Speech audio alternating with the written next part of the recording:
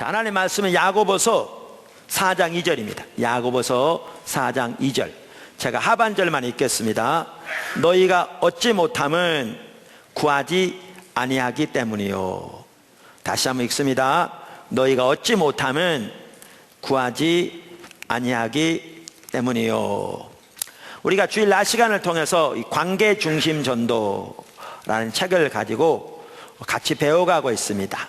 방문한 분도 혹시 계실지 모르는데 환영하고요.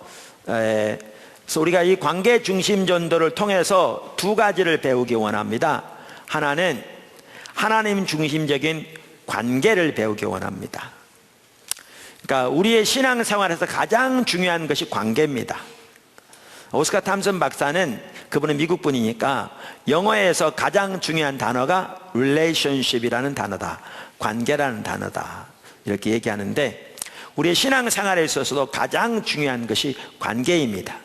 왜냐하면 우리가 여러 번 살펴보듯이 요한일서 1장 3절에 보면 우리의 신앙을 단 한마디로 하나님과의 관계라고 표현하거든요.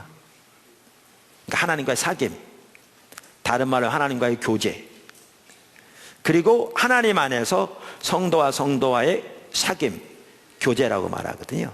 그러니까 성경도 우리 신앙을 단 한마디로 관계라고 표현하고 있습니다.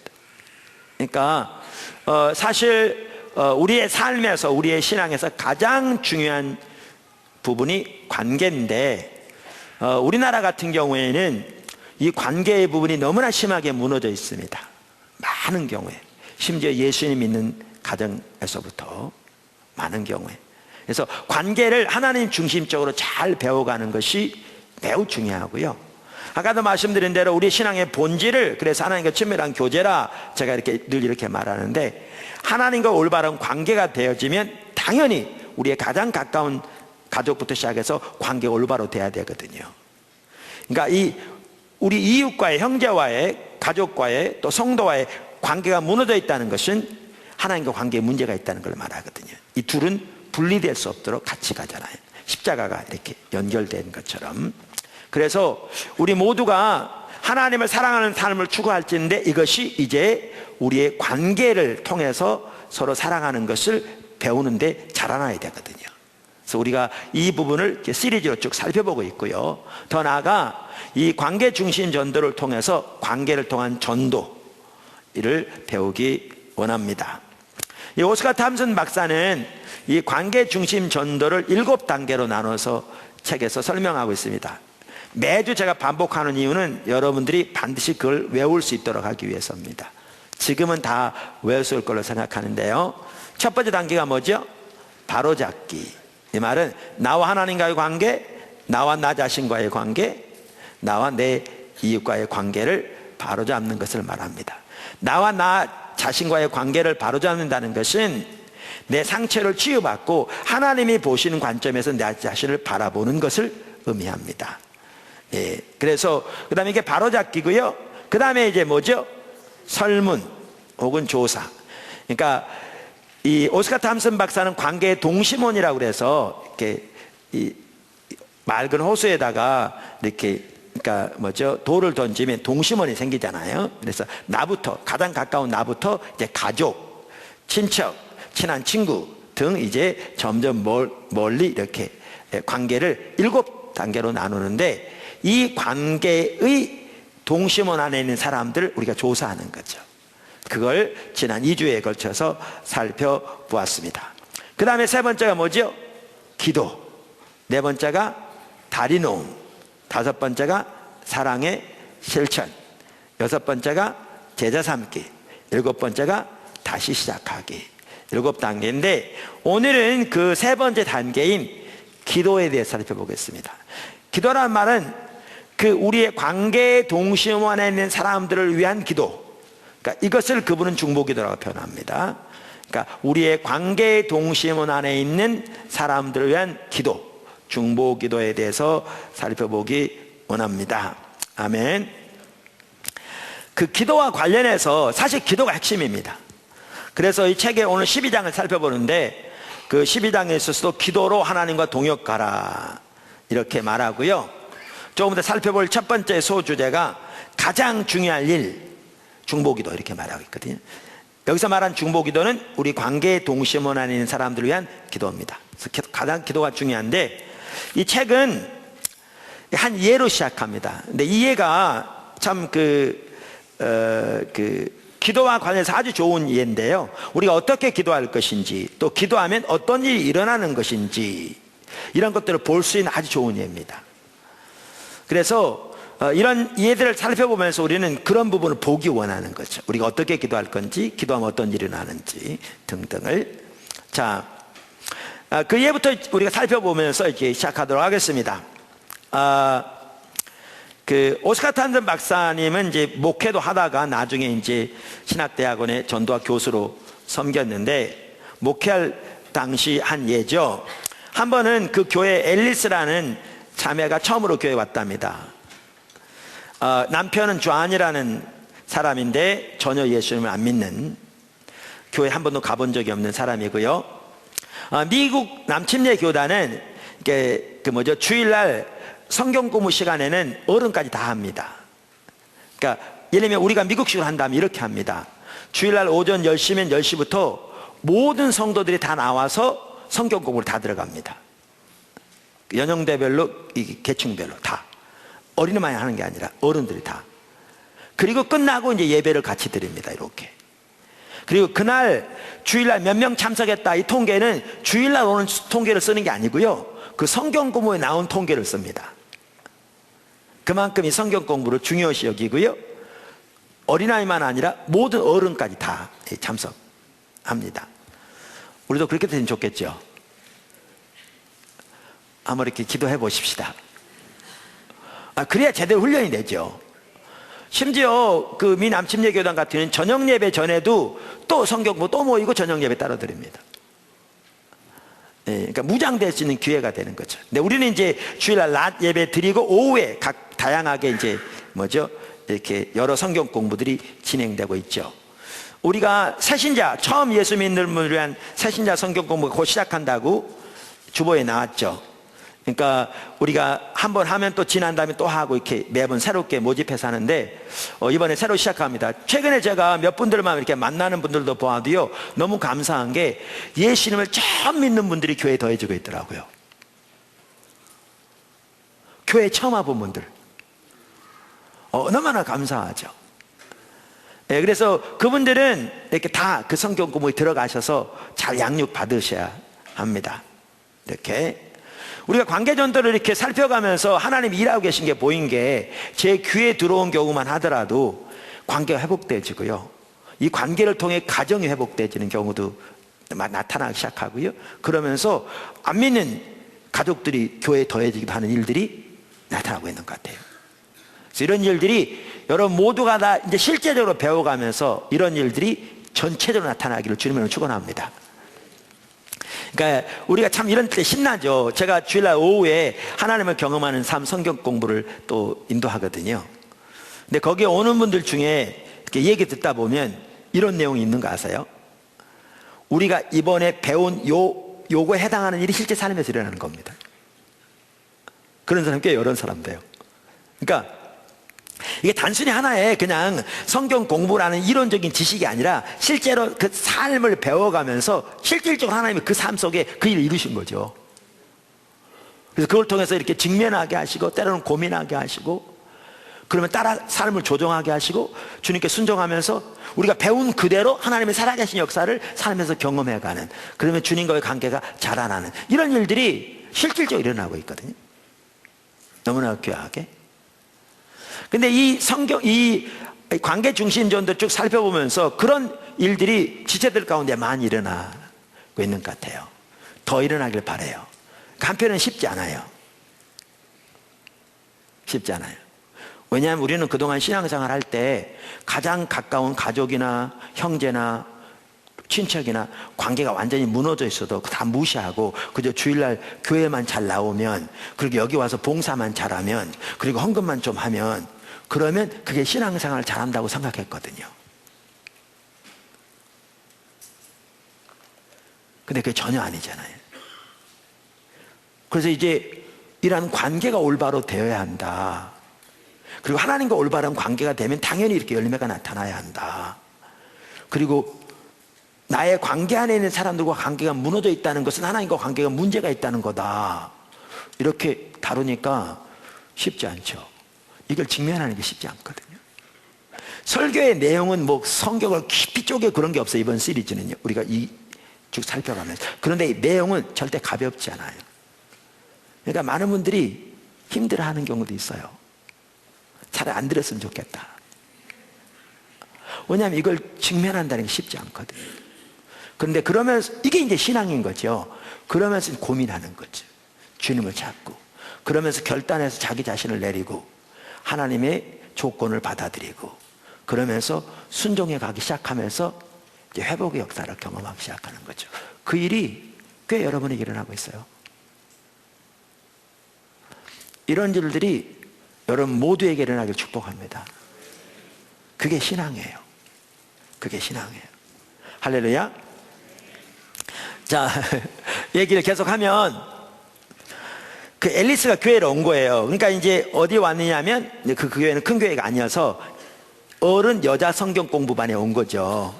이제 오니까 이제 어떻게 했냐면 이제 여자 성경 공부반 이 반원들이 여기서 배운 대로 그렇게 서로 관계를 맺으면서 사랑으로 섬기기 시작한 거예요. 그러면서 머지않아서 앨리스라는 이 여자분이 예수를 믿고 하나님의 자녀가 된 거예요. 그러니까 제일 먼저 이제 뭐가 고민이냐면 남편인 거죠. 남편은 개신교 교회 한 번도 가본 적이 없는 그런 사람이었거든요. 그러니까 뭐부터 시작했냐면 기도부터 부탁했죠. 이 성경공부 반원들에게 남편을 위해 기도해 주세요. 남편은 개신교 교회에서 예배를 드린 적이 단 한 번도 없어요. 기도를 부탁한 겁니다. 이제 몇 주 후에 남편이 끌려오듯이 교회를 끌려온 거예요. 생전 처음으로 개신교 교회에 나온 거죠. 근데 예배를 마치고 가더니 극도로 무서워하더랍니다. 죄가 드러난 거죠. 자기 자신도 자기에게 무슨 일이 일어나고 있는지 모르는 거죠. 그런데 자기 속에 뭔가가 부족한 것을 인식하게 된 거예요. 그러자 그 교회에는 영적 스왓팀이 있었어요. 스왓 아시죠? 그러니까 미국 경찰 중에 특공대를 스왓이라고 그러잖아요. 그러니까 SW-AT인데 그게 Special Weapons and Tactics라는 것의 약자예요. 경찰 특공대. 근데 그 교회는 스왓팀인데 처음에 S가 원래 경찰 특공대는 스페셜이라는 말인데 거기는 Spiritual, 영적 Weapons and Tactics. 그래서 영적 무기와 전략 그래서 스왓팀이 있었어요. 특공대예요. 얘기 나오니까 그런데 저는 우리 포도나무교회가 영적 스왓팀이 많았으면 좋겠어요. 몇 년 전에 우리 연합 리더 수양회를 기도원 빌려서 하다가 남녀 전도회를 없앨까 하는 얘기가 있었거든요. 왜냐하면 우리가 오이코스라는 소그룹이 있어서 여기에서 핵심적으로 교제도 섬김도 양육도 돌봄도 되어지기 때문에 예배도 그래서 이 일반적 구역이라고 하기도 하고 또 셀이라고도 하는 우리는 오이코스라고 그러는데 포도나무교회 지체 중에 등록한 분 중에 오이코스 안 가신 분은 반드시 가셔야 돼요. 그래야 여러분의 영적인 상태를 우리가 알 수 있어요. 돌볼 수 있고. 자, 그런데 그래서 요게 있으니까 남녀 전도회를 없을까 했어요. 근데 남전도회는 모르겠는데요. 여전도회는 없으면 안 되겠더라고요. 봉사를 많이 해서. 그래서 그대로 존속하기로 서로 결정을 내리면서 남전도회 요즘 봉사 많이 합니다. 근데 이 전도회가 영적 수화팀이 됐으면 좋겠다. 그런 얘기를 했었거든요. 영적 수화팀. 그럼 무슨 팀이냐? 그 교회에는 영적 수화팀이 있었어요. 그러니까 6명의 형제들로 구성된 영적 특별 기동대죠. 그래서 성경에 보면 사도 바울이 그랬잖아요. 우리의 싸우는 병기는 육체에 속한 것이 아니요 오직 하나님 앞에서 견고한 진을 파하는 강력이라. 그러니까 이들은 어떤 사람들이냐면 어떻게 상대방을 위해 중보하는 것을 아는 사람들이고요, 어떻게 상대방에게 다리를 놓는 줄 아는 사람들이고요, 어떻게 그들을 섬기는가를 아는 사람들이에요. 이들 특공대들이죠. 그러니까 담임 목사님이 좌안에 대해서 이들에게 정보를 주고 부탁한 겁니다. 그러니까 뭐 했겠어요? 기도부터 시작한 거죠. 그 다음 어떻게 했겠어요? 다리를 놓는 거죠. 어떻게 다리를 놨느냐? 접근하기 시작해서 뭐죠? 점심을 사주기도 하고 함께 테니스를 치기도 하고, 그러니까 무엇보다 기도하면서 그를 사랑하기 시작한 거죠. 그에게는 그리스도의 사랑이 필요한 거죠. 이게 영적 소아팀입니다. 그러니까 우리가 그런 팀이 많이 생겼으면 좋겠어요. 전도회별로 생겼으면 좋겠고, 전도회별로 안 되면 몇몇 전도회 합해서 했으면 됐고, 안 되면 연합해서라도 여러 팀이 생겼으면 좋겠어요. 기도해 보세요. 도전해 보세요. 제가 도전합니다. 우리가 이런 일에 힘써야 돼요. 시간을. 그래야 여러분이 영적으로 살아요. 할렐루야. 그랬더니 하루는 그 좌안이 집에 와서 아내 엘리사에 그러더랍니다. 여보, 그 침례교인들이 나를 죽자고 쫓아다녀. 신난 거죠. 그러니까 이제 그 지체들이 자기의 관심을 갖는 것에 대해 좋아한 거죠. 근데 한편은 부담이 있는 거예요. 왜냐하면 자꾸 교회 생각하면 자꾸 이제 무거워지는 거죠. 왜냐하면 죄가 자꾸 생각나니까 부담이 되는 거죠. 그러니까 두려움이 있는 거죠. 그러니까 이제 어느 정도 교제는 되는데 복음을 전하는 이 부분에 대해서는 본질적인 부분에 마음을 안 여는 거예요. 그러니까 이제 그 형제들 같은 거 어떻겠어요? 하는 목사님 찾아와서 그런 거예요. 목사님, 이해가 되지 않습니다. 가장 본질적인 복음을 전하려고 하면 막힙니다. 쉽지가 않습니다. 마음을 열지 않습니다. 그럼 뭐라고 답했겠어요? 네, 기도하라고 답했겠죠. 아까 뭐라고요? 기도가 핵심이라고요. 그러니까 기도는 유도 미사일, 정확하게 목적지를 폭파하는 유도 미사일이에요. 그래서 기도하세요. 계속 기도하세요. 그런 거예요. 그래서 계속 기도하죠. 이렇게 기도했습니다. 이따도 나와주면 아주 중요합니다. 잘 들어보시죠. 아버지, 좌안이 처한 환경을 움직이셔서 주님께 가까이 가게 하옵소서. 아주 중요한 기도입니다. 좌안이 처한 환경을 움직이셔서 주님께 가까이 가게 하옵소서. 이렇게 기도한 거예요. 그래서 주일 예배에 빠짐없이 나오고요, 계속 위해서 기도했습니다. 사실 우리도 이렇게 하고 있는 걸로 알고 있는데, 누가 주일 예배만 나온다고 해결되는 게 아니에요. 그를 보살피고 사랑하면서 그리스도를 전해야 돼요. 주님의 그 제자가 되도록 인도해야 돼요. 할렐루야. 남녀 전도에서도 여러분 그렇습니다. 아직 예수님을 모르는데 봉사만 시켜가지고 되지 않아요. 주님을 알도록 인도해야죠. 교회는 나오는 거예요. 그런데 나올 때마다 이제 부담이 커지는 거죠.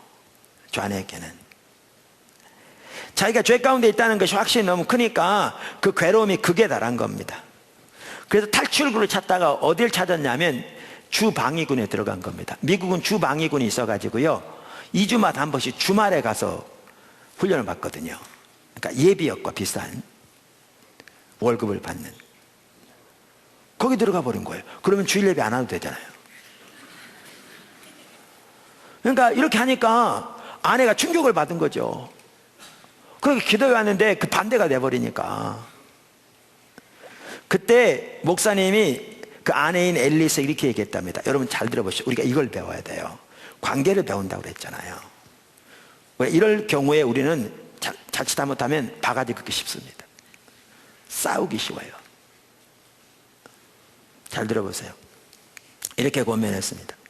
앨리스, 당신이 존에게 필요한 아내가 되게 해달라고 기도하면서 계속 존을 사랑하세요.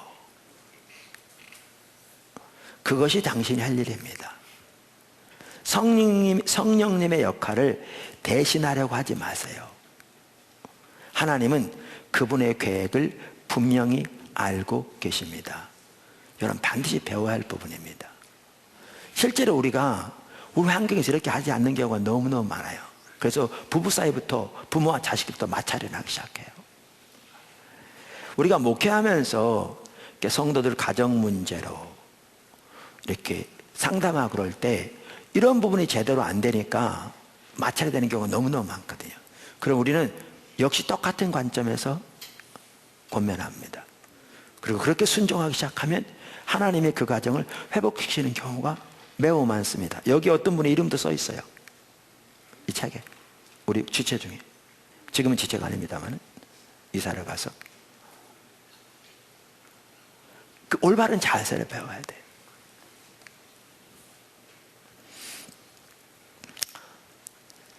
그러면서 탐슨 박사는 이렇게 얘기합니다.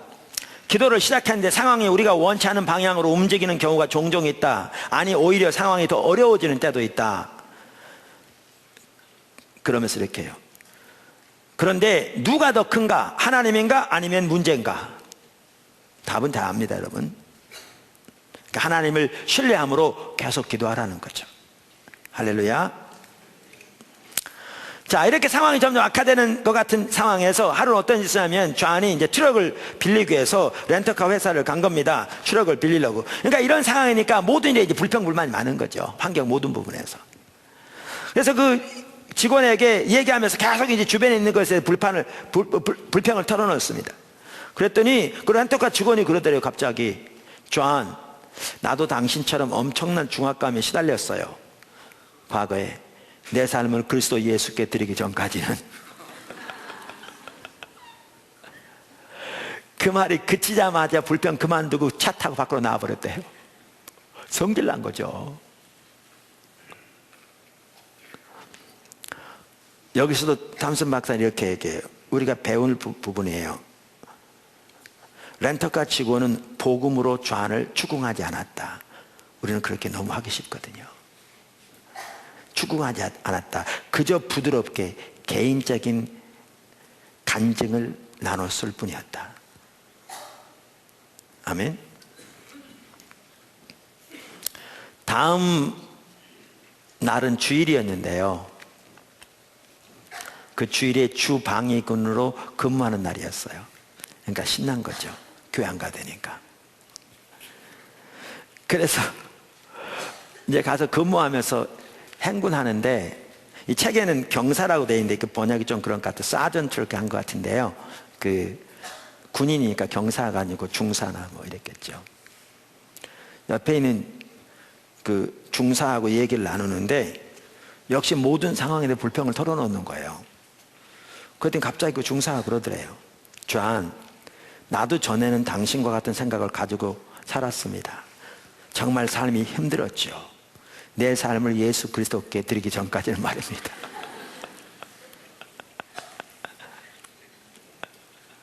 이런 맙소사. 놀라면서도 당황스러운 거죠. 가는 것마다 기독교 천지뿐이에요. 그래서 원래 그 존은 주방위로 해서 사진 촬영하는 거하고 현상하는 것을 담당한 사람이랍니다. 그래가지고 밖에서 그 암실로 들어가는 거죠. 문을 쾅 닫고 들어가면서 앉아서 이렇게 얘기했답니다. 아, 밝은 햇빛을 피해 어두운 데로 들어오니까 이제 살 것 같아. 그랬더니 옆에서 다른 직원이 일하고 있었던 겁니다. 그 암실에. 다른 직업군인이. 그러면서 이렇게 얘기하더랍니다. 성경에도 기록되어 있잖아요. 사람들이 자기 행위가 악함으로 빛보다 어두움을 더 사랑하느니라 하고. 이게 기도의 힘인 거죠. 하나님의 그 환경을 움직이고 계신 겁니다. 인간의 방법으로는 도무지 만들어낼 수 없는 상황이 연출되는 거죠. 모든 것이 살아계신 하나님의 주도권 가운데 움직여지는 거죠. 하나님께서 그 영혼을 하나님께로 이끄시기 위해서 지금 움직이고 계신 겁니다. 성령님이 하시는 겁니다.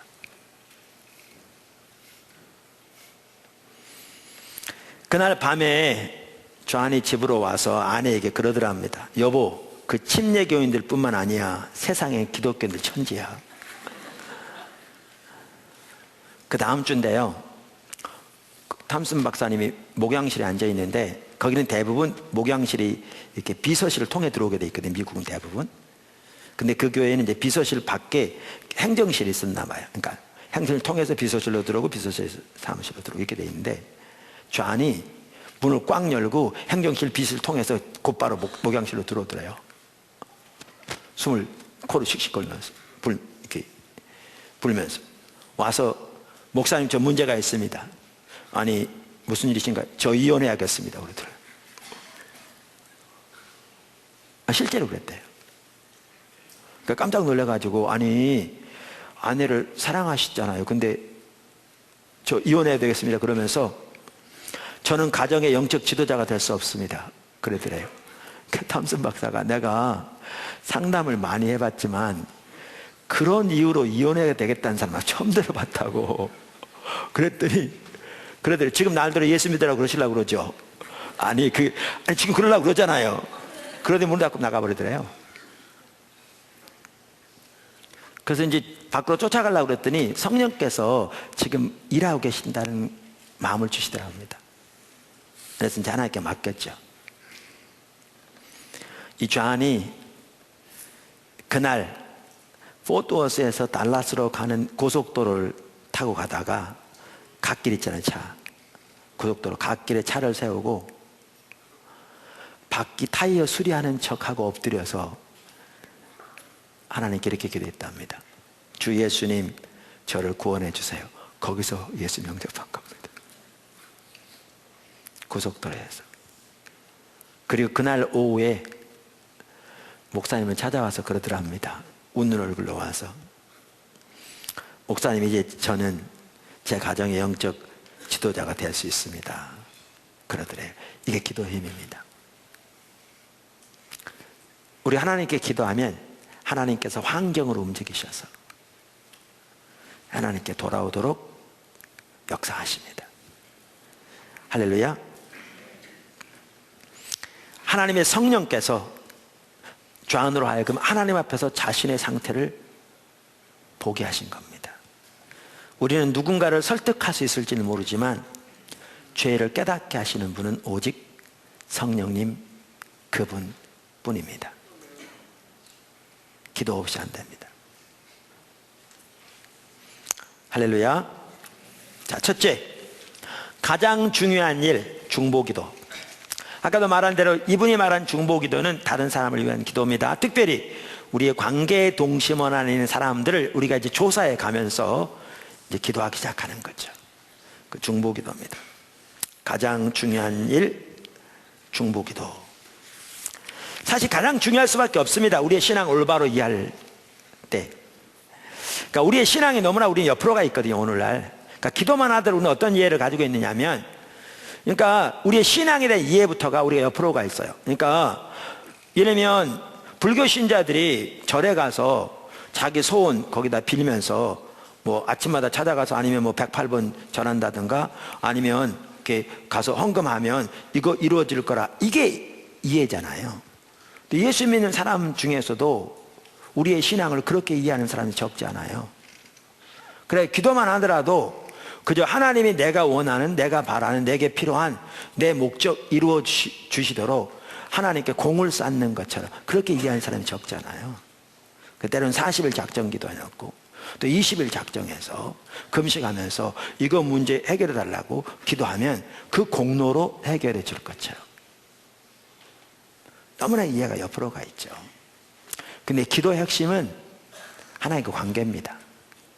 우리 신앙의 핵심도 하나님과 관계고.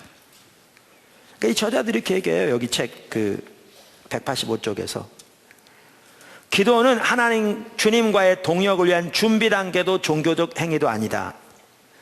기도는 만유의 주인이신 주님과의 관계다. 할렐루야. 기도할 때 우리는 온 우주를 통치하고 결정하는 천국 보좌 앞으로 나아가게 된다. 하나님은 기도를 통해 우리를 초대하신다. 기도 응답이 하나님께로부터 왔음을 알고 하나님께 영광을 돌리기 위해서이다. 할렐루야. 그러면 중보기도에 대해서도 이렇게 얘기합니다. 위대한 교회의 필수적 요소이자 하나님과의 친밀한 동행에서 빠질 수 없는 요소는 바로 기도의 방법을 아는 것이다. 그러니까 우리의 예배를 위해서도요, 우리가 평소 때 기도를 통해 하나님과 만남이 이루어지는 게 필수입니다. 우리의 삶을 위해서도, 사역을 위해서도, 사랑하는 사람을 위해서도, 전도를 위해서도, 관계 회복을 위해서도, 그 삶을 저와 여러분이 더 살게 되기를 주님으로 축원합니다. 우리의 물질만 하나님께 청지기로 살아갈 뿐만 아니라 우리가 시간적인 면에서도 주님을 더 찾고 주님께 그렇게 기도하고 주님의 그 목적을 위해 관심을 가지고 보여지는 대로 섬기는 대로 더 나아갈 수 있게 되기를 주님으로 축원합니다. 아멘. 자, 그러면서 가장 중요한 일, 중보기도. 그래서 이 저자도 이런 부분을 얘기해요. 평소 때 기도해야 한다. 아멘. 여러분 가끔 건물 같은 데 보면 그거 있잖아요. 빨간 것이 돼가지고 그거 있죠. 저기 그 뭐죠? 그 화재 경보기. 거기다 이렇게 써 있어요. 비상시만 깨뜨리세요. 그래가지고 이렇게 유리창 있어가지고 아래 빨간 버튼이 거 보셨죠? 여기 조그만 망치 이렇게 있고, 여기 뭐죠? 고속철 같은 타도 있을 거예요. 유리창에 이렇게 망치 있고 비상시만 깨뜨리세요. 이렇게 써 있는. 그래서 이제 비상시가 되면 그거 깨뜨리고 버튼 누르라는 거예요. 근데 우리가 기도를 그렇게 생각하는 사람들이 있어요.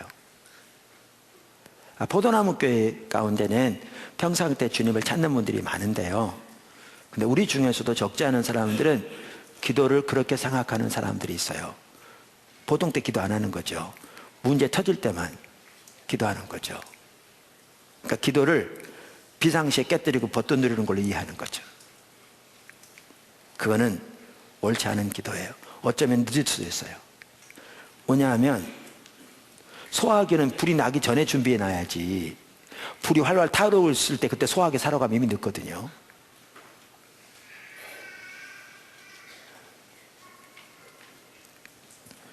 제가 탐슨 박사도 똑같은 얘기를 하는데 제가 읽어볼게요. 많은 이들이 기도 상자를 화재 경보처럼 사용한다. 비상사태가 발생했을 때만 중보기도를 열심히 한다. 그러니까 다른 사람을 위한 기도도 그 말이에요. 예를 들면 보통 때 자녀를 위해 기도해야 되는데 기도 안 하고 있다가 자녀가 문제 생기면 그때 기도하는 거죠. 보통 때 남편을 위해서 아내를 위해 기도해야 되는데 안 하고 있다가 부부 사이가 틀어지면 그때 기도하는 거죠.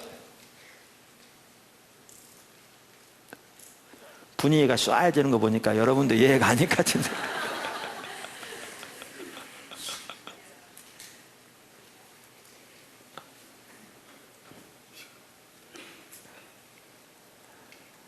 하지만 기도가 습관이 되지 않으면 위기가 닥쳤을 때는 이미 늦는다. 규칙적으로 기도하는 습관이 되어 있지 않다면 영적인 위기를 맞닥뜨릴 준비가 안 된 것이다. 예방이 치료보다 낫다는 얘기를 한다. 불행한 일이 닥치기 전에 우리가 계속해서 서로를 위해 기도한다면 우리는 우리 마음과 삶뿐 아니라 우리 자녀들과 우리 교회, 우리의 관계 원안에 있는 이들의 마음과 삶에 닥칠 비극을 예방할 수 있다. 아멘. 계속 읽어볼게요. 같은 얘기인데, 우리는 아이들이 넘어지고 어려움에 부닥치거나 문제를 일으킬 때까지 기다린다. 누군가의 상태가 심각해지거나 우리 결혼 생활이 벼랑 끝에 몰릴 때까지 기다린다. 물론 이럴 때 우리는 기도해야 한다. 하지만 그렇게 기다리는 것보다 바울처럼 쉬지 않고 기도하는 편이 훨씬 낫지 않을까. 여러분은 항상 기도하십시오. 자신을 위해서도, 우리의 관계의 동심원 안에 있는 사람들을 위해서도, 이 나라의 교회의 부흥을 위해서도 항상 기도하는 우리들이 되기를 축원합니다. 그렇게 해야 돼요. 그렇게 해야 돼요. 그래서 다음 한 달 동안도 더 열심히 그렇게 해달라, 하자, 그렇게 말씀드린 겁니다. 바울의 삶, 이 저자도 똑같이 기도로 점철되어 있었다. 예수님의 삶 마찬가지였다.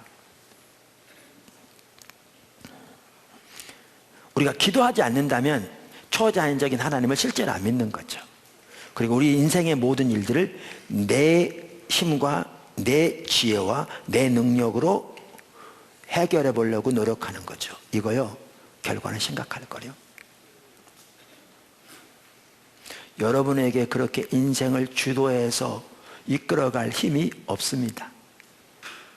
있는 분 손 들어보세요. 없어요. 손 든 분만큼 교만한 분이 없을 거요. 아무도 손 안 들어서 다행이지. 안 됩니다.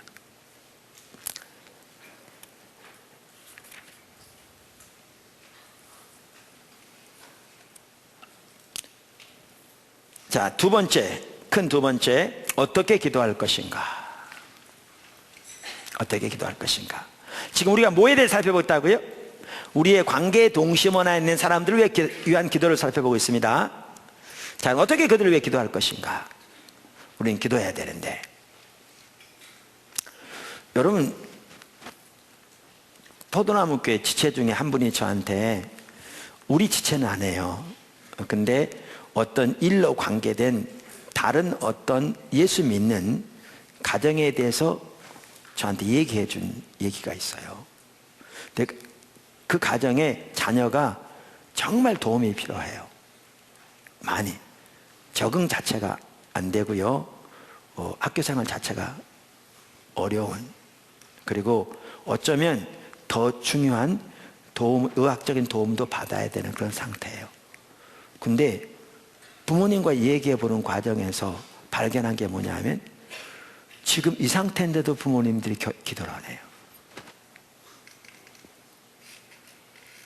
여러분, 우습게 느껴지죠? 근데 우리는 이런 일을 닥칠 때 원망하고 불평하고 다른 세상적인 도움을 받거나 자기의 힘으로 그거를 해결해 보려고 노력은 하는데 기도는 안 하는 거죠.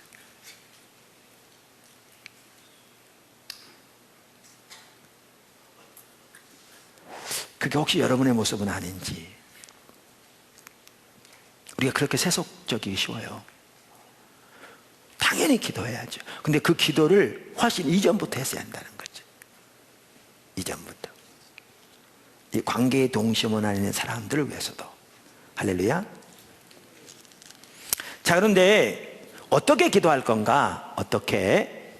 자, 몇 가지를 살펴보고자 하는데, 첫째, 구체적으로 기도하라. 어떻게 기도하라고요? 구체적으로 기도하라. 그러니까 우리는 기도를 뭉뚱그려서 하는 경향이 있어요. 그러니까 하나님, 우리를 축복해 주세요 등. 그런데 구체적으로 기도하는 것이 중요합니다. 그러니까 구체적으로 기도해야 우리의 기도가 응답되었는지 안 되는지도 알게 되겠죠. 할렐루야. 그 탐슨 박사도 정확하게 똑같은 얘기를 해요. 제가 이번 시리즈를 살펴볼 때는 가능하면 그분 얘기를 많이 인용합니다. 왜냐하면 그분의 그 나누고자 하는 부분들을 우리가 더 배워가기 원하기 때문에요. 그러면서 이렇게 얘기해요. 주님, 이들 모두를 축복하시옵소서 라는 식으로 한꺼번에 묶어 기도하지 말라. 관계 동심원 안에 있는 사람들만 하더라도 그렇게 하지 말라. 우리는 하나님께 나아가 우리를 축복해 주세요 라고 기도하는 경향이 있다.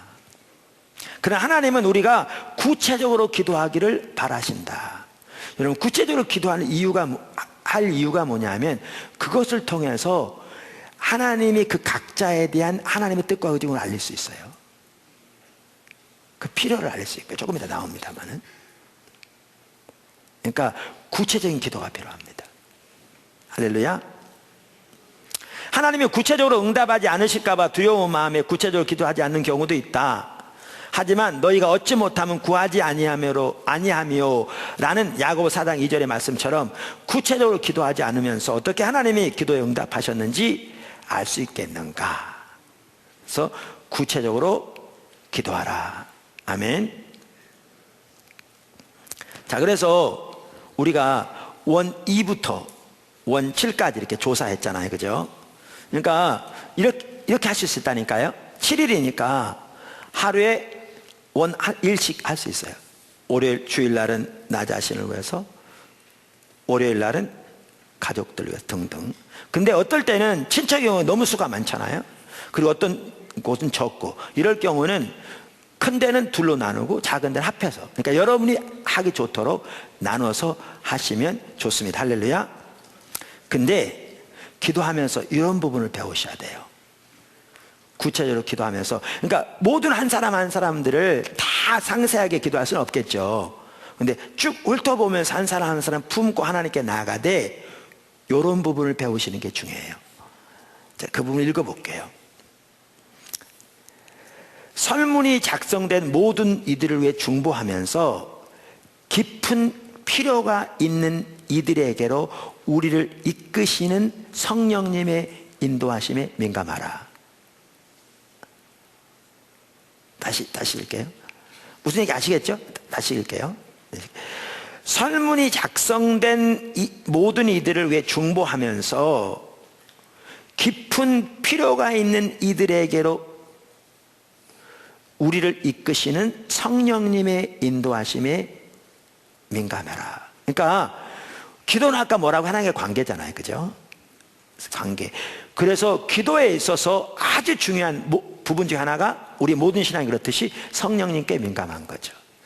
그분이 상대방의 필요도 아시고, 그분이 누구에게 지금 도움이 필요한 것도 아시고, 그분이 우리로 하여금 누구의 가기를 원하시는지도 그분이 아시잖아요. 그런데 그분이 우리에게 우리가 나아갈 사람을 가르쳐 주시는 방법 중에 하나가 뭐냐 하면 그분의 필요를 보이신다는 거죠. 하나님이 우리로 하여금 우리가 나아갈 사람을 알려주신, 또 나아갈 때를 알려주신 방법 중에 하나가 뭐냐 하면 상대방의 필요를 우리에게 알게 하신다는 거죠. 상대방의 필요를. 그러니까 헨리 블랙가비 목사님도 전혀 다른 배경이지만 똑같은 얘기를 하잖아요. 하나님께서 우리에게 목적을 보이시는 그 자체가 그 일로 우리를 초청하시는 것이다. 그런 것처럼 하나님께서 우리에게 어떤 사람의 기쁜 필요를 보여주시면 그것이 우리로 하여금 그리로 나가도록, 그분에게 나가도록 초청하신 거죠. 그래서 그분들이 이렇게 얘기해요. 당신이 특정한 사람에게 다가가기를 원하실 때는 하나님이 알게 해주실 것이다. 그러면서 어떻게 말하냐면 그 사람의 필요를 깨닫게 하시는 것이 그 사람에게 다가가라는 주님의 초청일 수 있다. 그러니까 저나 제 아내가 이렇게 목회할 때 같은 방법을 해요. 배웠다기보다는 이렇게 하나님 따라가면서 배워지는 건데 정확하게 같은 관점인 거죠. 예를 들면 이렇죠. 이제 저 같은 경우에 외부 사역도 많고 하다 보니까, 그런데 성도들에게 대해서 관심이 없는 줄로 생각하는데 아니에요. 성도들에 대해서 마음에 품고 있어요. 또 제 아내는 더욱더 지체들과 시간을 보내는데도 많이 보냈어요. 그럼 마음에 품고 있어요. 여러분이 관계에 동심만 하는 사람들 다 품고 있듯이 품고 하나 앞에 서죠. 서다 보면 어떨 때 어떤 사람의 필요가 보여요.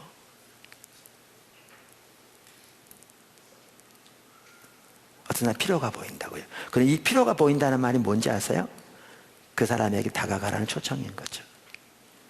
그러면 제가 사람을 보내든지 제 아내가 가든지 아니면 다른 사람을 붙이든지 이렇게 하게 하는 거죠. 그러니까 여러분들이 동심원 2에서 7까지 그 안에 어떨 땐 수백 명이 있을 수 있는데 수백 명을 매일 기도하지는 못할 수는 있겠죠. 수백 명의 모든 사람들의 필요를 다 알 수는 없을 수 있어요. 그런데 이들을 품고 그날 기도하되 특정한 사람의 깊은 필요를 깨닫게 하시는 성령님께 민감해서 해가면 기도하는 중에도 그렇고 다른 통로를 통해서 그 관계의 동심을 나누는 사람 중에 필요가 있는 사람의 필요를 하나님이 보이신다고요. 이게 그에게로 나아가라는 하나님의 초청인 거죠. 때로는 전화 한 통화, 때로는 편지 한 장이 그 사람의 인생에서 근본적인 변화를 가져올 수 있어요. 할렐루야. 그럼 우리는 그 하나님의 인도를 따라 나가게 되는 거죠. 하나님의 인도를 따라 나가게 되는 겁니다. 그러니까 이런 사람을 반드시 배워야 합니다. 우리가 기독교인으로서 예수님의 제자로서 이런 삶을 반드시 배우고 반드시 살아야 합니다. 할렐루야. 아멘. 자, 어떻게 기도하는가? 첫째는 뭐였죠? 구체적으로 기도하라. 두 번째는 어떻게 기도하느냐 하면 지혜를 구하라. 지혜를 구하라. 그러니까 지혜를 구한다는 말은 뭐냐 하면 상대방을 어떻게 사랑할 수 있는지, 상대방의 필요를 어떻게 채울 수 있는 것인지, 상대방을 어떻게 섬길 수 있는지에 대해 하나님의 지혜를 구하는 거죠. 여러분, 상대방을 섬기는 거요, 하나님의 지혜가 절박할 거요. 예를 들면 여러분의 자녀가 지금 이렇게 방황하고 있어요. 그러면 그에게 여러분의 사랑을 표현하기 원해요. 그거요, 하나님의 지혜가 필요할 거요.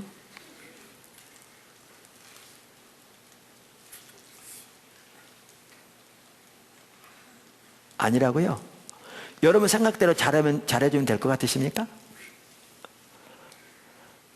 될 거라고 생각하신 분은 안 해봐서 몰라요. 나름대로 여러분의 생각대로 잘해주지만 자녀는 전혀 그렇게 반응 안 할 수 있거든요. 물론 반응 안 해도 해야 되겠지만, 그러니까 우리가 상대방을 섬기기 위해서, 사랑하기 위해서는 뭐가 필요하냐? 하나님의 지혜가 필요합니다. 사실 모든 일은 하나님의 길로 되어질 때 하나님의 뒷받침이 있거든요. 하나님의 지혜가 필요해요. 하나님의 지혜가. 그래서 우리가 하나님 앞에 기도하되 뭐를 구해야 되느냐? 하나님의 지혜를 구해야 돼요. 근데 지금 우리가 살펴보는 지혜는 어떤 지혜냐? 일반적으로 하나님의 지혜를 구해야 되지만 지금 우리가 살펴보고 있는 내용은 우리의 관계의 동심원 안에 있는 사람들을 섬기기 위한, 그들을 사랑하기 위한 지혜를 구하는 것입니다. 아멘. 야고보서 1장 5절에 이렇게 말하죠. 너희 중에 누구든지 지혜가 부족하거든 모든 사람에게 후히 주시고 꾸짖지 아니하시는 하나님께 구하라. 그리하면 주시리라. 뭐를 주시겠다고요? 지혜를 주신다고요. 사도 바울도 빌립보서 1장 9절에서 내가 기도하노라 너희 사랑을 지식과 모든 총명으로 점점 더 풍성하게 하사. 그러니까 사랑에다가 더하기 지식과 총명이 더해지길 위해 기도하고 있는 거죠. 우리가 사랑해야 되는데 그 사랑이 뭐가 같이 가야 되느냐? 하나님의 지혜를 따라, 지식과 총명을 따라 행하게 될 때 사랑에 더 열매를 맺게 맺는 거죠. 아멘. 그러니까 상대방을 사랑하기 위한 지혜를 구하는 겁니다. 할렐루야. 이 책 194쪽에 보면 사도 바울이 이렇게 얘기해요. 조금 아까 읽었던 빌립보서 1장 9절 언급하면서 누군가를 위해 빌립보서 1장 9절의 기도를 해본 적이 있는가? 내가 다른 사람들의 필요를 채워줄 수 있도록 내 안에 하나님의 지혜가 부어지기를 기도한 적이 있는가? 우리는 그렇게 해야 되는데 많은 경우에는 자기 문제만 집착한 나머지 다른 사람을 돌아볼 겨를도 없는 게 오늘날 우리들의 모습이죠. 이렇게 나가야 합니다. 우리들도, 그러니까 저나 제 아내도 자녀들을 키우면서 이렇게 하나님 정말 은혜를 부어주셔서 자녀들이 믿음 안에서 또 하나님의 길로 잘 자라서 너무나 감사하고요. 저희는 1년에 거의 40주 이상을 아이들이 고등학교 2학년, 3학년 때에도 외부로 나갔어요. 할머니가 집에서 밥은 해주셨지만 자기네들끼리 집에 있었어요. 고등학교 2학년 때도 3학년 때도. 우리 사고로는 아이들 공부 하나나 안 하나 지키기 위해서 옆에 부모가 늦게까지 서 있다, 이런 거는 상상할 수 없는 일이었어요. 근데 아이들이 믿음 안에 잘 자라줘서 너무나 감사하죠. 근데 그럴 때도 어떨 때는 어려움을 다 겪는 시기도 있었어요. 아이들이니까. 근데 그럴 때도 핵심이 뭐였느냐? 하나님께 지혜를 구하는 거예요. 어떻게 섬기기를 원하십니까? 그러니까 제일 중요한 게 뭐냐면 상대방에 대한 올바른 마음의 자세를 갖는 게 중요하다고 그랬잖아요. 여러 번 살펴봤죠. 그러니까 아이가 내가 보기 옳지 않게 반응하니까 그 아이에 대한 좋지 못한 마음의 자세로 저 녀석은 저거밖에 안 돼 등 이런 자세를 가지고 있으면 이 중심이 잘못되어 있기 때문에 하나님이 나의 기도를 들으실 거라고 생각하는 것은 어리석은 일이라고요. 이거부터 바뀌어야 돼요. 이름이 제가 지금 자녀 얘기를 하고 있는데 자녀면 자녀에 대한 최대한의 좋은 마음을 가져야 돼요. 상대방 누구든지 마찬가지예요. 그들은 하나님의 자녀들이고 하나님의 피조물이니까. 예수 안 믿는 사람이라도 하나님 피조물이니까. 그리고 그들을 마음에 품고 하나님 앞에 나아가서 하나님을 예배하고 또 주님이 명령하신 대로 저는 목회자로서 순종하는 삶을 살되 하나님의 품고 나가서 뭘 구하느냐? 하나님의 지혜를 구하는 거예요. 그래서 그 아이들이 어려움을 당할 때에도 제 아내가 그렇게 하나님 앞에 품고 나가서 기도할 때 하나님이 주신 지혜대로 그대로 했더니 이 아이들이 회복되지는 이런 경우들이 있었거든요. 그래서 하나님의 지혜를, 그러니까 빌립보서 1장 9절의 이 기도를 다른 사람의 필요를 채워주기 위해서 기도하는 것이 우리 성도들의 삶입니다. 그렇게 하기를 주님은 축원합니다. 그러니까 더 하게 되길 주님은 축원합니다. 가장 가까운 가족부터 시작해서. 할렐루야. 근데 여기에 한 가지 참 중요한 게 있습니다. 여기 있으니 언급하고 넘어가는, 앞으로도 나오겠지만 중요한 게 뭐냐면 사랑은 상대방의 필요를 채우는 거다 그랬잖아요. 그러니까 사랑은 상대방의 필요를 채우는 거지 상대방이 원하는 것을 해주는 게 아닙니다. 그러니까 필요와 상대방이 원하는 건 다른 겁니다. 다른 겁니다.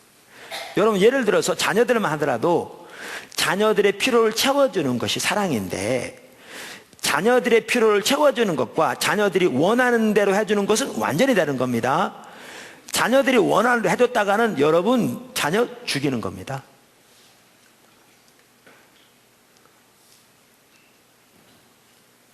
지금은 상황이 다를 텐데요. 우리 아이들이 어렸을 때는 우리는 아이들이 대학교 갈 때까지 고등학교 때까지는 휴대폰 안 사줬습니다. 왜냐하면 그 아이들에게 휴대폰이 필요 없겠기 때문에요. 아무리 있을 필요가 없었죠.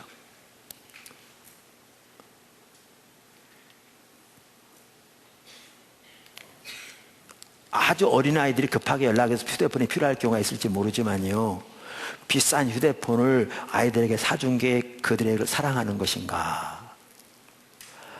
그거는 여러분이 생각해 보십시오. 제가 한 예를 들은 겁니다. 필요를 채우는 것과 그들이 원하는 걸 주는 건 다른 겁니다. 그들이 원하는 걸 주는 것에 대해서 그것이 그 상대방을 죽일 수도 있다, 영적으로. 그런 의미에서 이 저자가 예를 재밌는 걸 들어요. 소녀아이가 고양이가 물에 비에 젖은 걸 발견한 거예요. 불쌍히 여겨서 오븐에다 집어넣고 불을 켠 거죠. 그걸 위한 게 아니라 죽인 거죠. 그렇게 될 수 있다는 거예요. 그렇게 될 수 있다는 거죠. 그러면 사실 이런 얘기를 할 필요도 없어요. 시간도 사실 많지 않은데 할 필요도 없는데, 제가 그 탐슨 박사가 자기 외동딸인 다마레스를 위해서 무엇을 기도하는가 이렇게 써놨는데 그 요점만 말씀드릴게요. 할 필요도 없는 얘기예요. 근데 우리가 너무나 많은 경우에 필요한 것과 원하는 것의 차이를 잘 몰라요. 부모들이 사랑한다고 자녀들이 원하는 걸 다 해주려고 그래. 그거는 죽이는 건데. 그러니까 뭘 구할지를 잘 모르는. 그래서 작은 예지만 또 말할 필요도 없는 건데 간단히 요점만 요약해서 말씀드릴게요. 제일 먼저 그 부모는 자녀를 위해서 뭘 구한다고요? 지혜를 구한다고요. 아까 지혜를 구하라고 그랬잖아요. 근데 우리가 문제가 터질 때만 구하는 게 아니라 어떻게 해요? 보통 때, 평상시 때 자녀, 그러니까 동심원 안에 있는 사람들을 위해서도 기도하되 지혜를 구하는 거죠. 이 저자가 이렇게 얘기하더라고요. 외동딸인데 고등학생이에요. 딸이에요. 자, 고등학생 딸을 둔 부모의 마음 아시겠죠? 우리나라 상황도 그렇고 미국도 그렇고 그러니까 자녀에 대한 보호가 당연히 부모가 해야 할 중요한 한 부분이죠. 근데 문제는 과잉보호가 되면 자녀가 자라지 못하는데, 제가 듣기로는요, 우리나라 대학생 중에 적지 않은 대학생들은 자기 학점을 신청할 때 엄마가 다 정해준대요. 이거 애 망치는 겁니다.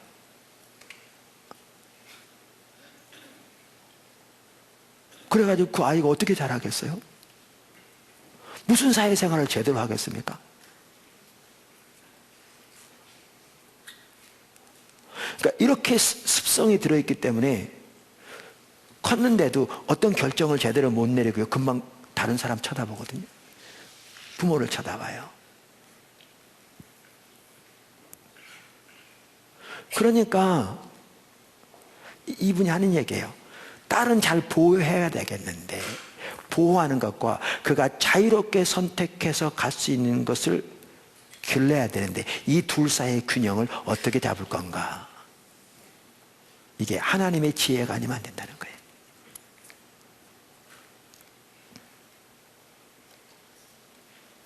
우리는 이런 거 생각 안 해봤죠. 교회는 열심히 오면서도 생각 안 하니까, 교육에서는 부모가 자기 생각대로 아이들을 강요하니까 거기서도 엄청난 갈등, 어려움이 있죠.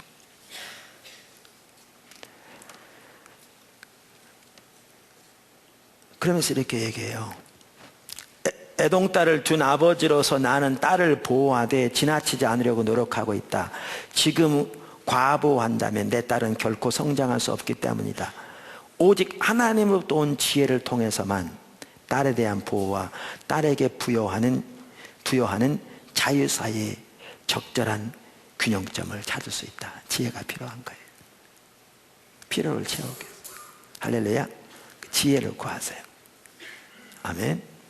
아버지들이여 지혜를 구하세요.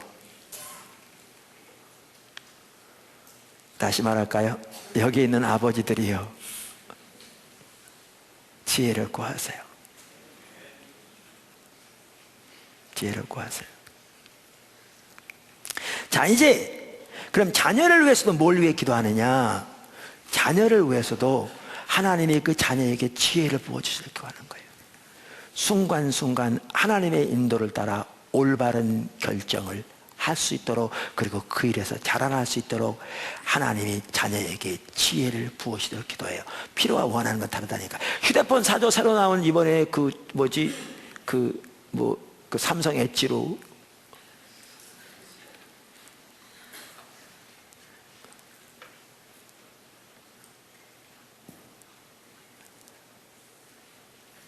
우리는 그걸 위해 씨름하면서 자녀가 그의 삶에 닥치는 상황에서 하나님의 지혜를 따라 올바른 결정을 내리도록 자라나기 위해 지혜를 구하지 않는다면 우리의 사고는 엉뚱한 데 가 있는 거죠.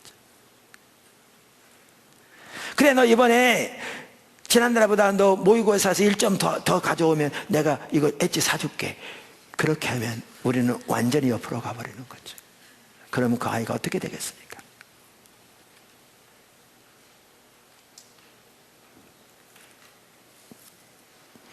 또 하나, 뭘 위해 구하느냐?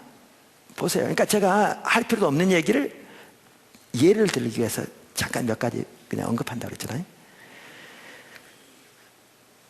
그런 이렇게 말합니다. 우리의 자녀가 성령님의 인도하심에 민감하게 되기를 구하는 기도 또한 빠뜨려서는 안 된다.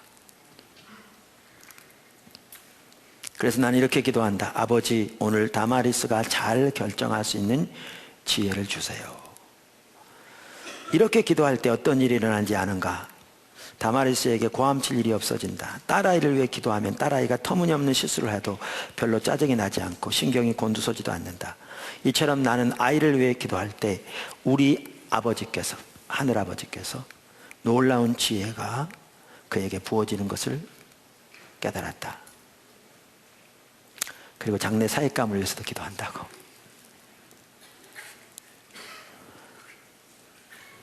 아멘.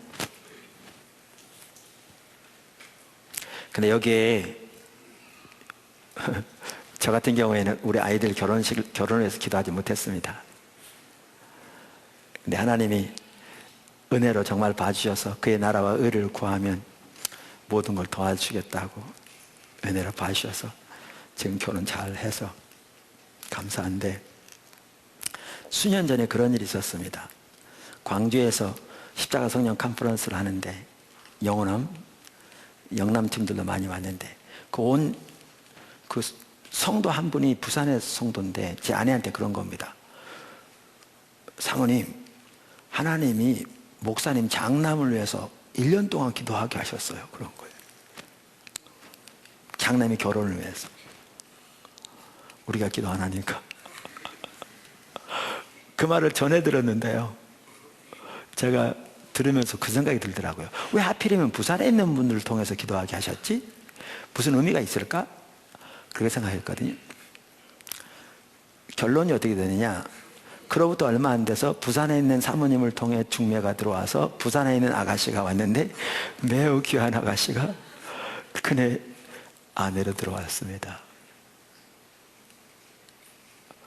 하나님의 일하시면 심려막측합니다.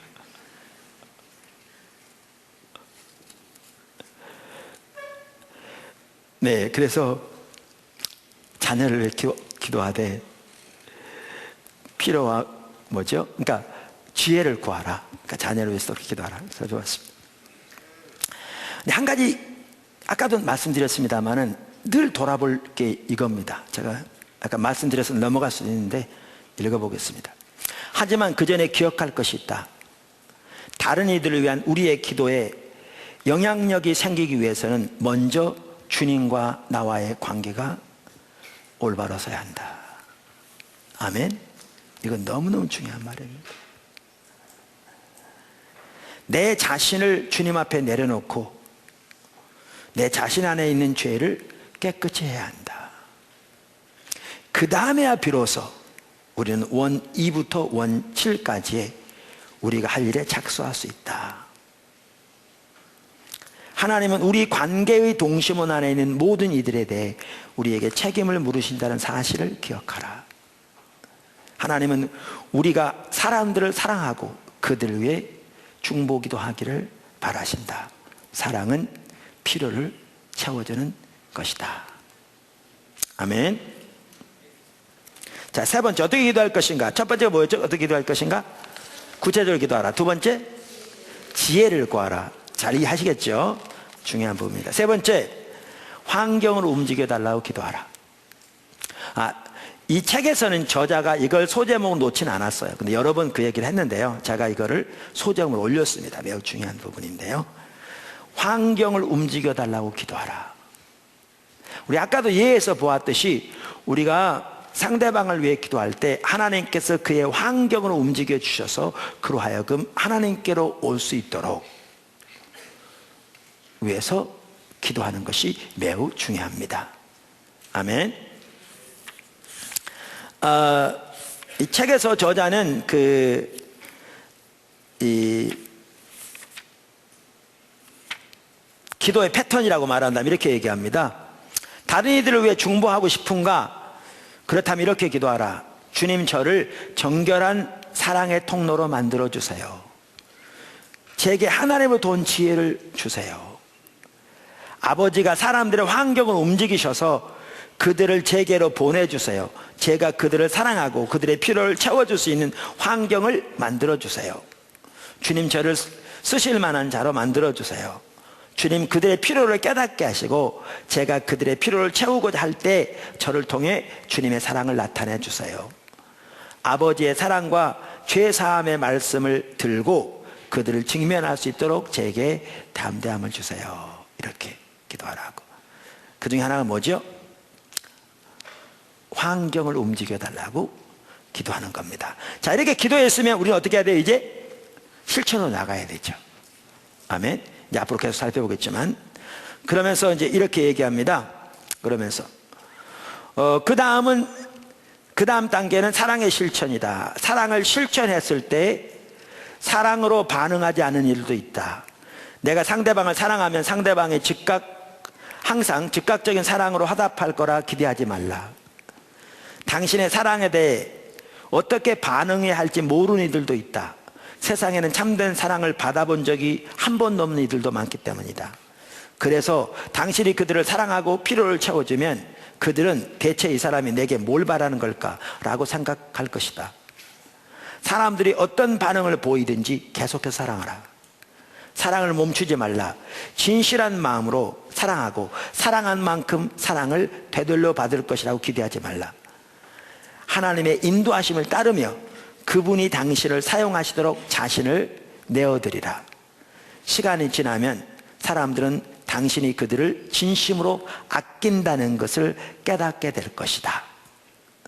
그들의 필요를 채워주라. 동시에 하나님께 지혜를 구하라. 자, 그런데 이렇게 기도하면서 사랑으로 섬기면서 아까도 나왔습니다만 환경은 정반대가 될 수 있습니다. 여러분 성경에도 나와요. 왜냐하면 하나님이 역사하시려고 할 때 악한 세력은 더 많이 방해하거든요. 그러니까 출애굽 사건도 보세요. 하나님이 보냈잖아요. 모세를 엄청난 태도과 궤적을 보내면서. 그래서 장로들이 갔잖아요. 그러니까 애굽에 있는 이스라엘 장로들이 가서 이렇게 설명합니다. 얼마나 좋았겠어요. 야, 드디어 우리가 해방되는구나. 뭐 기적도 나타나잖아요. 그래서 이제 바로 앞에 갔더니 결과가 뭐였어요? 완전히 반대가 됐죠. 바로가 화가 나가지고 노역을 시키는데 옛날에는 재료를 주고 벽돌을 만들려고 그러는데 재료를 안 주고 니네가 구해서 만들래 그만큼 양을 만들라는 거예요. 그걸 안 만들면 이제 때리기 시작하는 거예요. 그러니까 점점 심해지고 압박이 심해졌더니 이제는 이스라엘 장로들마다 리더들마다 이스라엘 백성들만 싫어하는 거예요. 모세 입장에서 보세요. 그들을 구원하겠다 하나님 보냈는데 그들마저도 싫어해요. 이렇게 될 수 있어요. 하나님 일하실 때. 근데 거기서 포기하시면 안 돼요. 여기서 포기하시면 안 돼요. 지속적으로 사랑하셔야 돼요. 지속적으로 기도하고. 기도는 뭐라고요? 유도 미사일이라고요.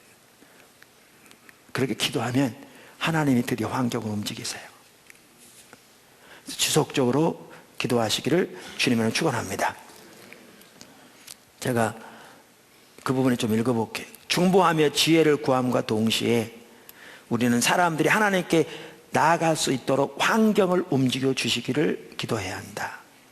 처음에 이런 기도를 시작하다 보면 상황이 암울하고 답답하게 느껴질 수도 있다. 때로 위험한 상황이 벌어지기도 한다. 하지만 그로 인해 움츠러들지 말라. 빛이 오기 전에 어둠이 먼저 온다. 몇 달이 지나도 광야가 끝나지 않을 수도 있다. 하지만 그렇다 하더라도 기도하며 사랑하기를 그치지 말라. 아멘. 인내하십시오. 할렐루야. 큰 세 번째. 자, 큰 세 번째. 두 번째는 어떻게 기도할 것인가 살펴봤고요. 큰 세 번째. 소그룹을 위한 기도. 소그룹을 위한 기도.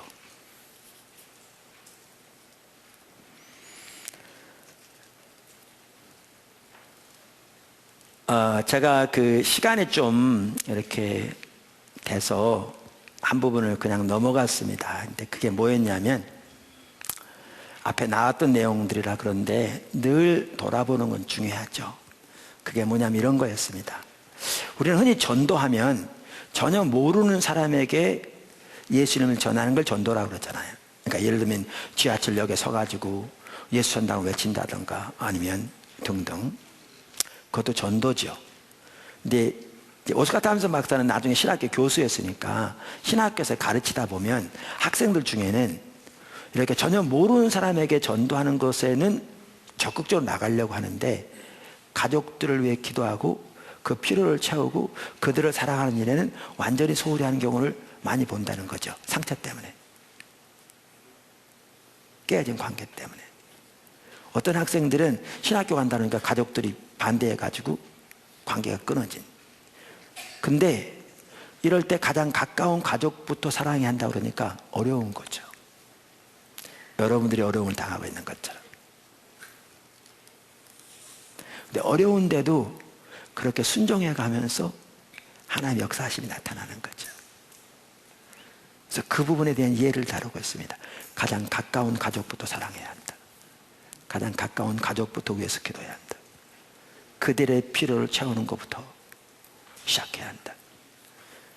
가장 가까운 사람부터 복음을 전하는 것을 시작해야 한다.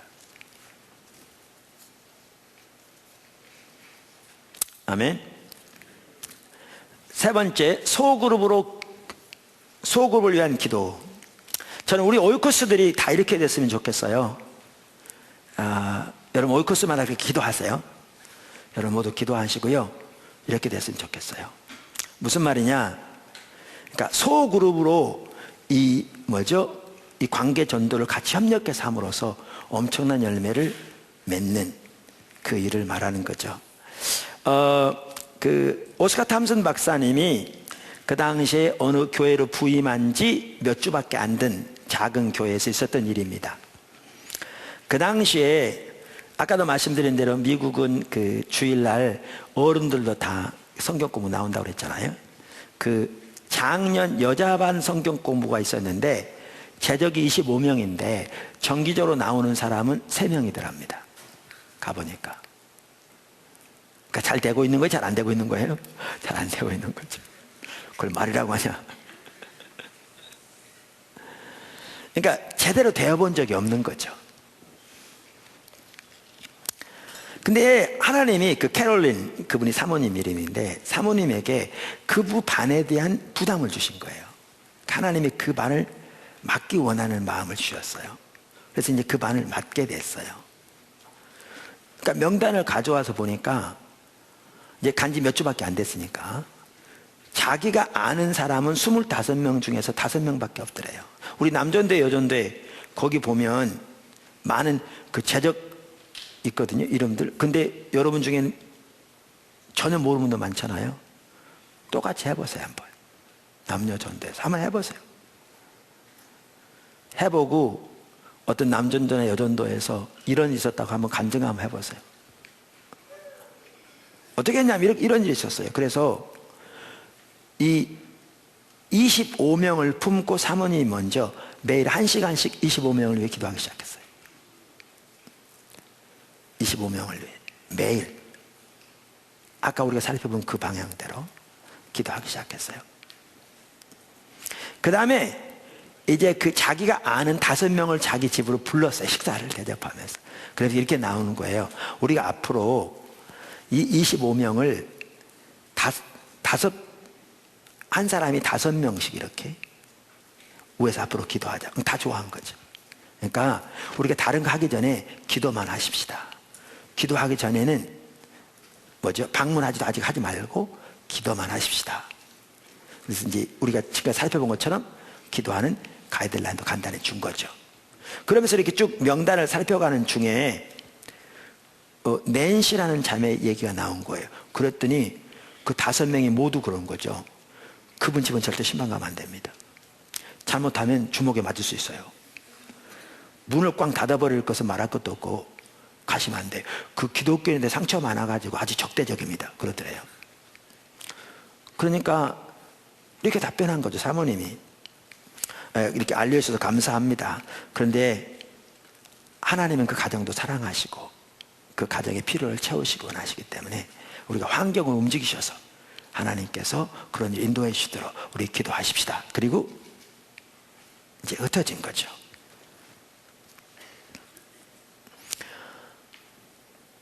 (3주쯤) 지났어요. 그렇게 모여서 기도하기, 이제 그다음부터 서로 기도하기 시작한 지. 근데 이 5명 중에 한 분이 간호조무사였나 봐요. 근데 그분이 전화를 했는데 낸시가 폐렴으로 입원했다는 소식을 들은 거예요. 앞으로 나올 텐데 관계를 놓는 가장 좋은 때가 언제냐면 상대방이 어려움을 당하거나 기쁜 일이 있을 때나. 지금 병원에 입원했다고 그랬잖아요. 그래서 캐롤린 사모님과 그 5명 중에 한 분이 꽃을 사가지고 신방을 한 거예요. 방문에. 그랬더니 낸시는 매우 고마워하더랍니다. 거기서 쫓아지는 않았겠죠. 그렇게 얘기하는 중에 같이 갔던 자매가 그런 거예요. 병원에 있을 동안에 그 낸시 아이들을 돌보아 주겠다고. 지금 그 자매는 병원에 있다 보니까 아이들이 어떻게 되는지 그게 궁금하고 힘든데 돌봐주겠다 그러니까 얼마나 감사해요? 감사하다고. 그 다음에 이제 헤어져 나올 때 전화번호를 준 거예요. 사모님이 혹시 무슨 일 있으면 전화 주세요. 그랬더니 그 다음날 전화가 온 겁니다. 남편이 교통사고로 입원했대요. 하나님이 일부러 하신 건 아니죠. 근데 하나님이 그 환경들이 일어나도록 허락하실 뿐만 아니라 환경을 통해 일하시는 거죠. 기도하는 내용이 뭐였다고요? 하나님이 환경을 움직여 주셔서 그들의 필요를 사랑으로 채울 수 있도록 인도해 달라고 기도한 거였거든요. 그래서 이제 담슨 목사님과 캐롤린 사모님이 신방을 간 거죠. 곧바로 병원을 갔더니 병실에 들어섰더니 그 남편은 얼굴이 감사로 환하게 됐더래요. 화가 난 거친 남자가 아니라 커다란 곰인형처럼 바뀌었더라고. 그 다음 주에 부부가 퇴원했는데요. 퇴원하면 병원에서 바로 왔으니까 먹을 게 마땅치 않을 거잖아요. 그러니까 성경 공부팀에서 음식을 만들어 준 거예요. 사랑은 상대방의 필요를 채우는 것을 실천한 거죠.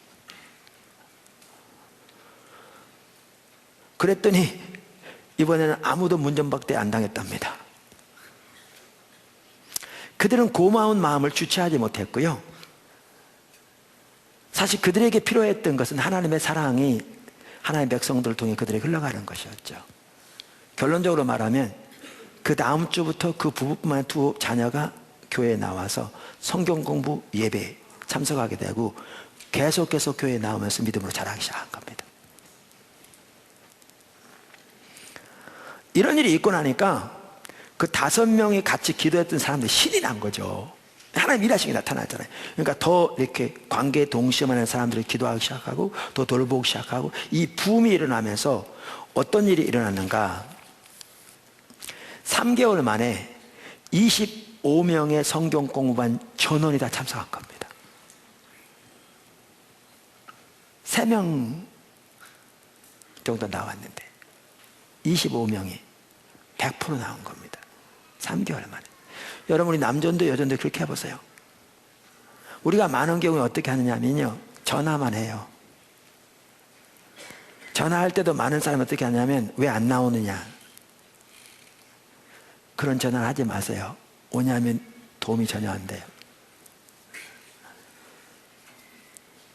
전화를 하게 된다면 진정으로 상대방의 안부를 물어서 해야 돼요.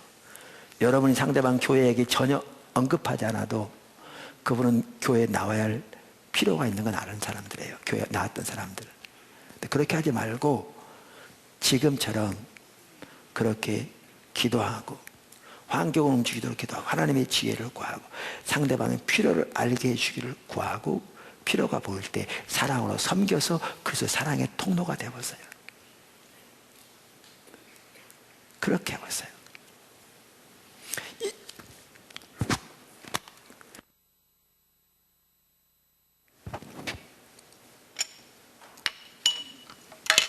죄송합니다.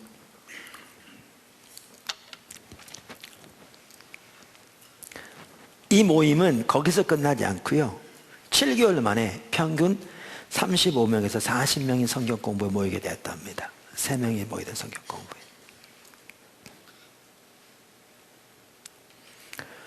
소그룹에서, 그것이 오이코스에서 남녀 전도회에서 우리가 이렇게 활용해서 모여서 같이 기도하고 사랑으로 섬기는 일을 힘쓰고 이렇게 간다면 하나님이 놀라운 사랑의 역사를 나타내실 줄로 믿습니다.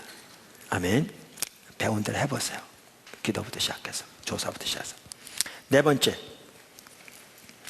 교회에서 관계원 활용하기.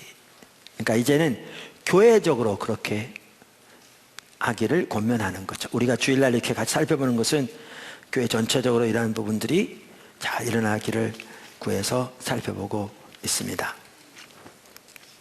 한 가지 예를 드리고 이 부분 넘어가려고 합니다. 탐슨 박사 이렇게 얘기합니다. 교회 전체가 설문을 작성하고 중보하고 관계원을 따라 움직이기 시작했을 때 어떤 일이 일어날까? 바로 하나님이 마음과 삶 가운데 역사하실 것을 기대하며 예배하게 될 것이다.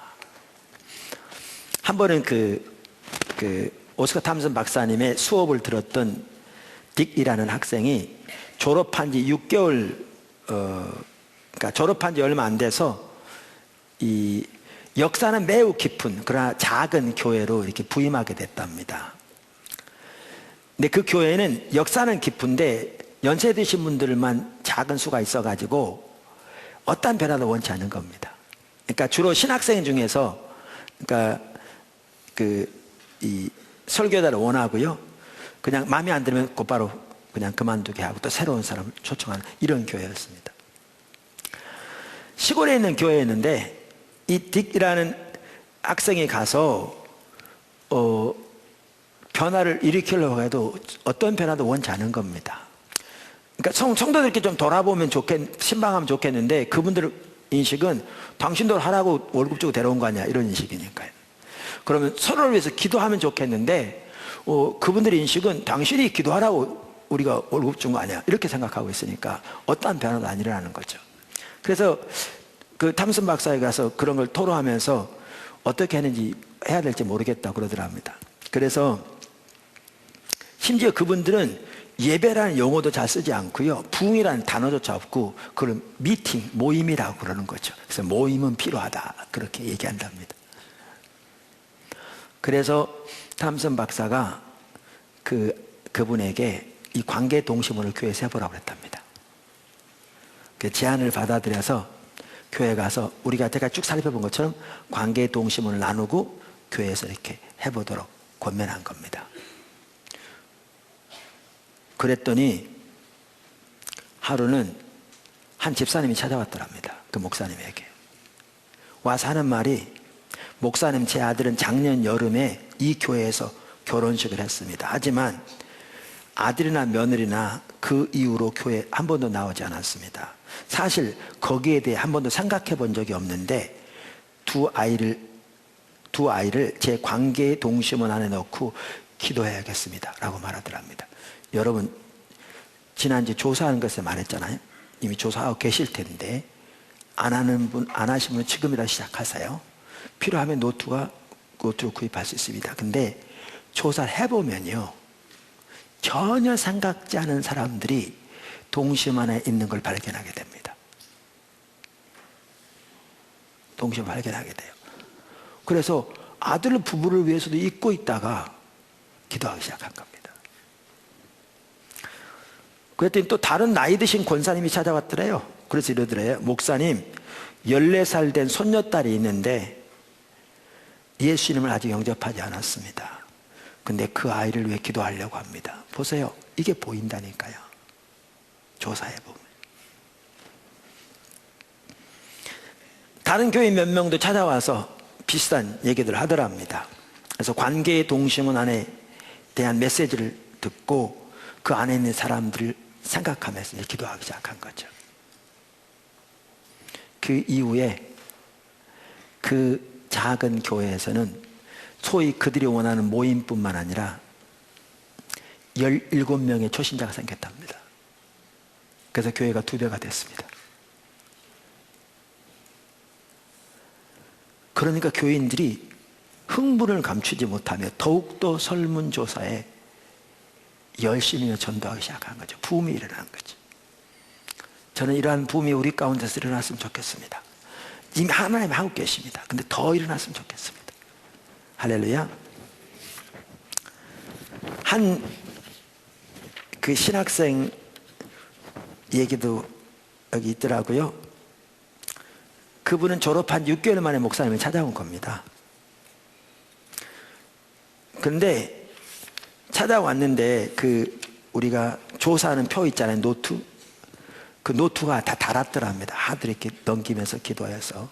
근데 그분은 자기 평생에 한 번도 불신자에게 복음을 전해본 적이 없는, 그런 사람이었는데 졸업하고 6개월 동안 관계 동시문을 이렇게 조사하면서 집중적으로 기도하고 한 결과 어떻게 됐느냐. 예, 그 청년은 1년 동안에 관계 동시문에 있는 중에 38명을 주님께 인도했답니다.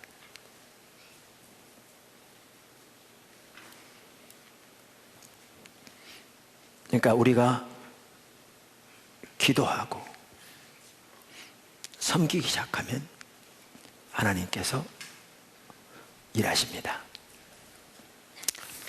이제 설교 마칩니다. 마지막으로 이 책의 저자도 이걸 권면합니다. 이게 사실 우리의 늘 바람이기도 했습니다. 전하지 않에. 그게 뭐냐면 어른들로 하여금 기도하라고. 요즘 은퇴한 분들 집에서 맨날 있으면 텔레비전만 보잖아요. 갈 데도 별로 없는데 그분들이 기도 용사로 서면 얼마나 좋아요. 그래서 교회에 나오셔서 사시라고요. 여기서 젊은이들에서 기도하고 교회를 위해 기도하고 국가를 위해 기도하고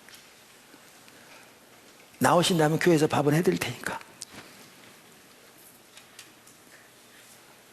사실 우리 믿는 사람들에게 좋은 게 믿는 사람들은 은퇴가 없다는 거죠. 건강이 허락하는 한 돈 버는 직업은 없을지 모르지만 주를 위해 할 일은 이 나라와 열방 가운데서 너무너무 많으니까 몸 움직이는 힘들어도 기도는 할 수 있잖아요. 이분이 이렇게 얘기합니다. 우리는 퇴직한 어르신들과 거동이 불편하신 분들, 교회 원로들을 독려해 기도 용사로 동원해야 한다. 이분들은 상대적으로 기도할 시간이 많기 때문에 교회에서 강력한 사역을 감당할 수 있다. 한 가지 예를 지난 다음에 교회 어른들께 꼭 말씀드리고 싶다.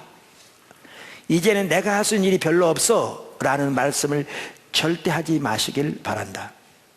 그것은 결코 옳은 말이 아니다. 어르신들은 예수님이 본향으로 부르시는 그날까지 인생의 가장 유익한 시간을 중보기도로 보낼 수 있다. 문제가 있는 젊은 가정들을 마음에 품고 간섭하지 않으면서 그들을 위해 기도하라. 이른바 그들의 기도 우산이 되라. 기도가 필요한 청년들을 찾으라. 사실 모든 청년들에게 기도가 필요하다. 따라서 그들을 위해 기도함으로써 그들의 삶에 없어서는 안 될 존재가 될 수 있다. 또한 목사님과 교회와 다른 교육자들을 위해 매일 기도하라. 대통령과 나라를 위해서 기도하라. 기도를 통해 싸움에서 승리할 수 있다. 중보자가 되라. 우리에겐 중보자가 필요하다. 우리에겐 기도로 사역하는 교회의 어르신들이 절실하게 필요하다. 아멘. 그래서 오늘은 관계 동심원에 있는 사람들을 위해 기도하는 게 얼마나 중요한가, 그 중요한 요소들을 살펴보았습니다. 그래서 우리가 살펴본 대로 포도나무교회가 더 그렇게 나가길 바라고요. 특별히 연세 드신 분들 교회 수시로 나오셔서 이렇게 기도하는데 앞장서는, 또 우리 모두가 그 자리에 서는 그런 축복이 있기를 주님의 이름으로 축원합니다. 기도하겠습니다.